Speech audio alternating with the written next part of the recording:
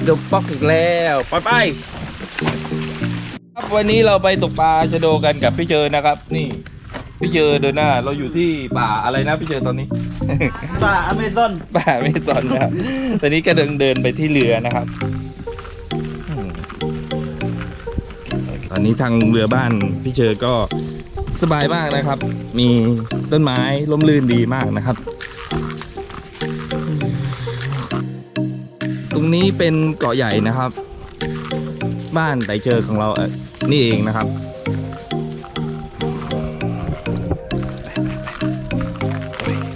สัมภาระเยอะ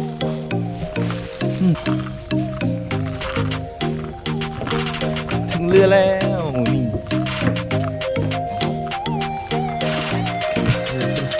ปุ๊บ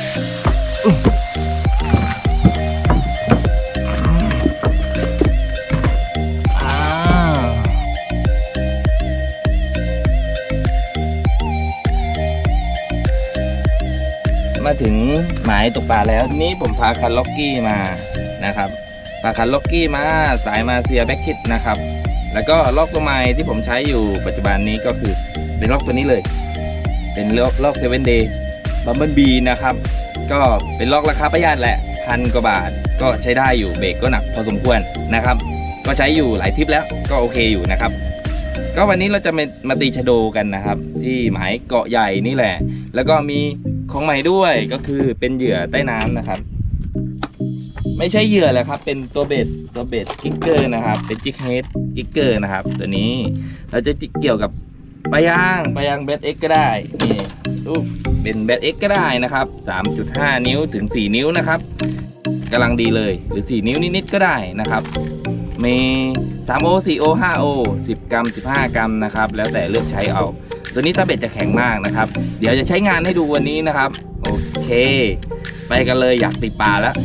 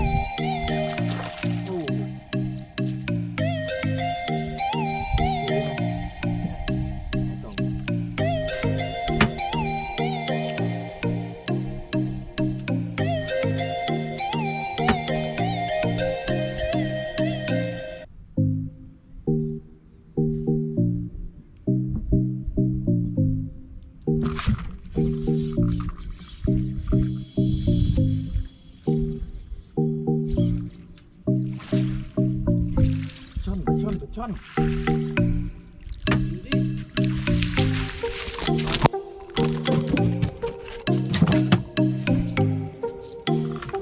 จริงจะมาได้หลุมกันนะเอ้ยโอ้ยนี่หัวกิ๊กเกอร์ครับแล้วก็ปลาช่อนเอามาตีปลาช่อนปลาชะโดเลยนะครับตัวเนี้ย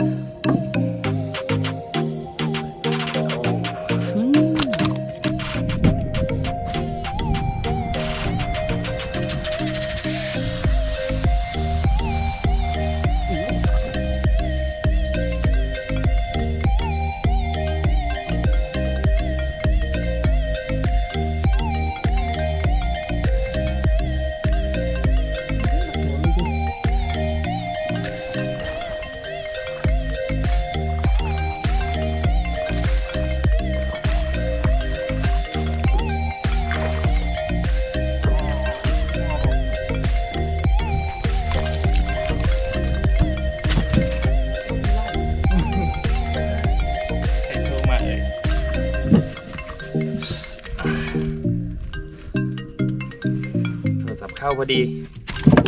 อยู่นิ่งๆอยู่นิ่งๆอยู่นิ่งๆเดี๋ยวปล่อยเดี๋ยวปล่อยเดี๋ยวปล่อย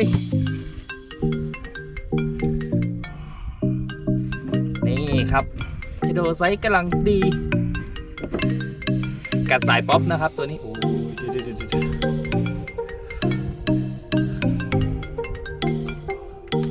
โอ้ไอ้ปล่อยสวยๆสักหน่อย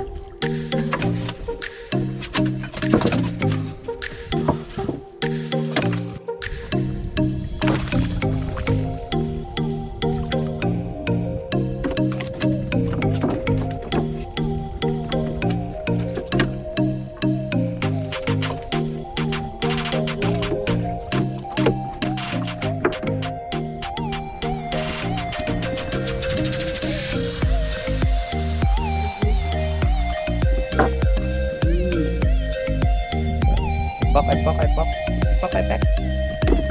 ลองมือดูรู้เลยนะครับ เจอกันตามตัวโต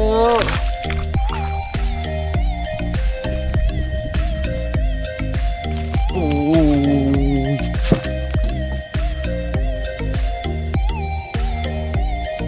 นี่หัวกิ๊กเกอร์ครับกิ๊กเกอร์ให้ดูก่อนหัวกิ๊กเกอร์ใส่กับปลายาง 3.5 นะครับ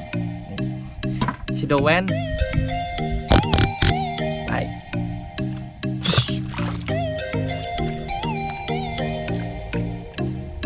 แต้มที่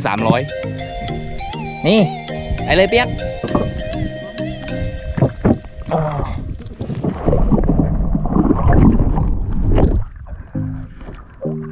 อย่างบนได้ปลามันถือได้เย็นๆนะครับ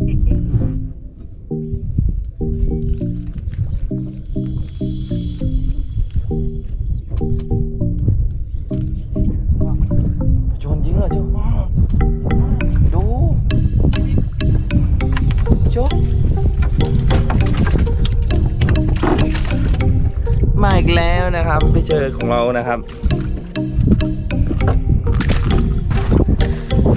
เอาลูกนิ่งไหมพี่เจอ เอาก็ได้ โจ้ปลาก่อนเดี๋ยวจ้ะมาจ้ะ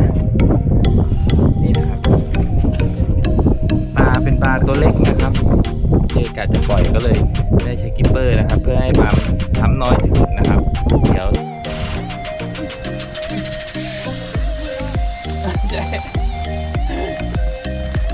เฮ้ยเปียก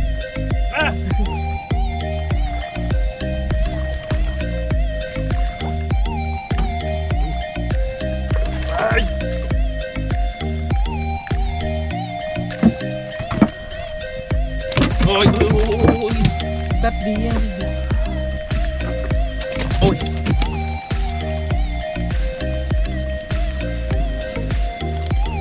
เห็นกระกัดเดี๋ยว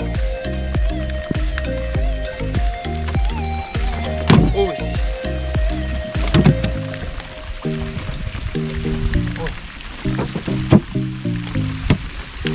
โดป๊อกอีกแล้วครับชะโดป๊อกอีกแล้วไป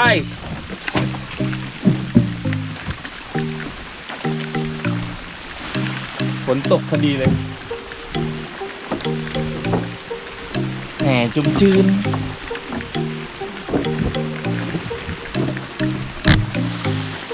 เสร็จแล้วอากาศดีเลยครับตอนนี้ฝนตก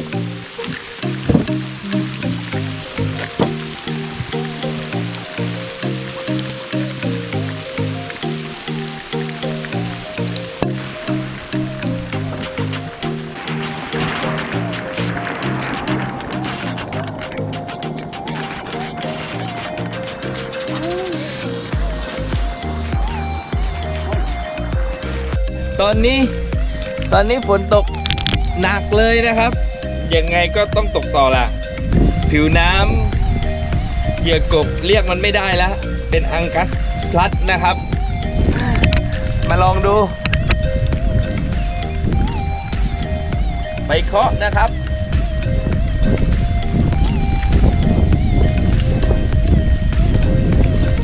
โอ้กัด ดเลยนะไปเลย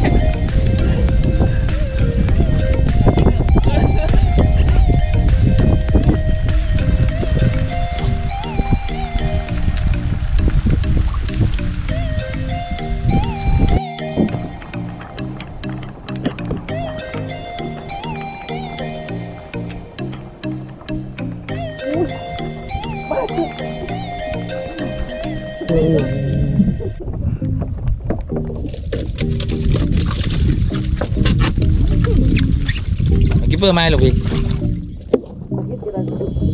เยอะอยู่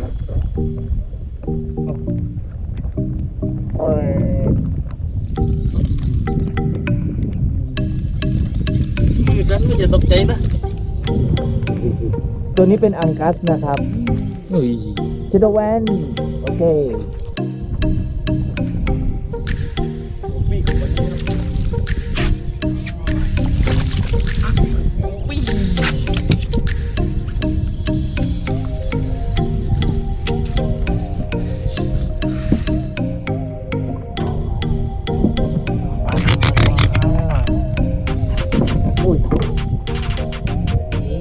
ไซส์สวยเลยครับ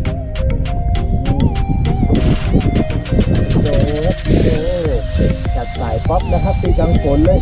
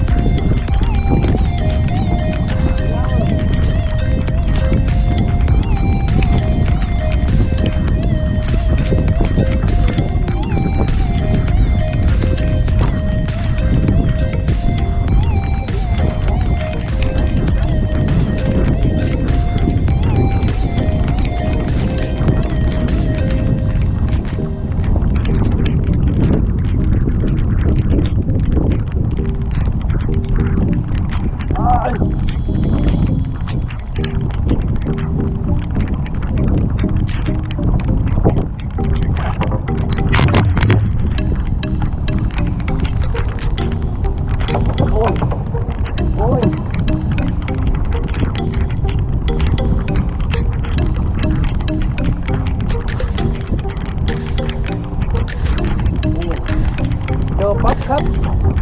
โอ้ย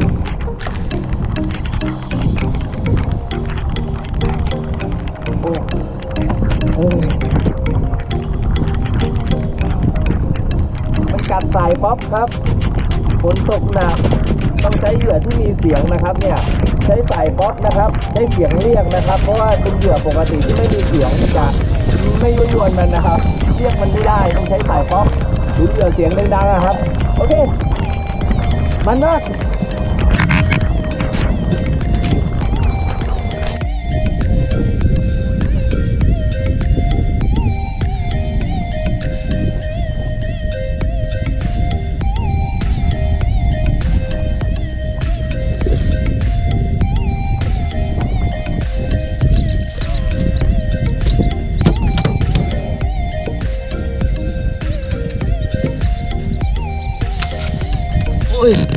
หลุดในเรือพอดีนะครับอุ้ย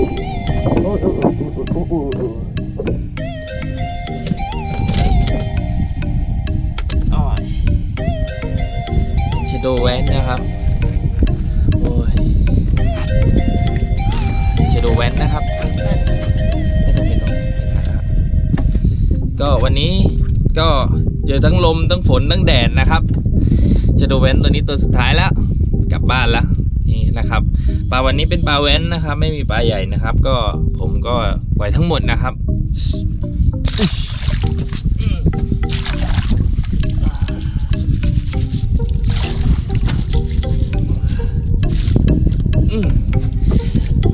โอเคคลิปนี้ก็เหนื่อยกันพอสมควรนะครับแต่กล้องก็ไม่มีก็อาศัยโกโปรตัวเดียวนะครับฝากไว้แล้วก็วัดบ้างไม่ติดบ้างนะครับแต่ว่าเอามาฝากเพื่อนๆเพราะไม่ทำคลิปมาหลายวันแล้วนะครับก็วันนี้เหยื่อก็ค่อนข้างจับฉ่ายนะครับตัวนี้เป็นสายป๊อปบางตัวก็เป็นปลายางนะครับเกี่ยวกับจิ๊กเกอร์นะครับเป็นเฮดจิ๊กเฮดนะครับแล้วก็บางตัวก็เป็นกบสายบ้างกระโดดบ้างก็ได้หลายตัวนะครับ ดี๋ยวไม่ทำคลิปใหม่ให้ดูกันนะครับเดี๋ยวให้ตากล้องพร้อมก่อนตอนนี้ยังไม่พร้อมฝากไว้ด้วยครับคันล็อกกี้นะครับที่ใช้อยู่ประจำเลย แล้วก็ล้อนะครับล้อประหยัดนะครับ1,000 กว่าบาทตัวนี้ใช้ได้เลยบัมเบิลบีนะครับเป็นลอก7 Day นะครับบัมเบิลบีใช้ดีโอเคเดี๋ยวไปทำคลิปสวยๆให้เป็นคลิปหน้านะครับคลิปนี้ก็ตะกุกตะกักพอสมควรเดี๋ยวเจอกันใหม่คลิปหน้านะครับโอเค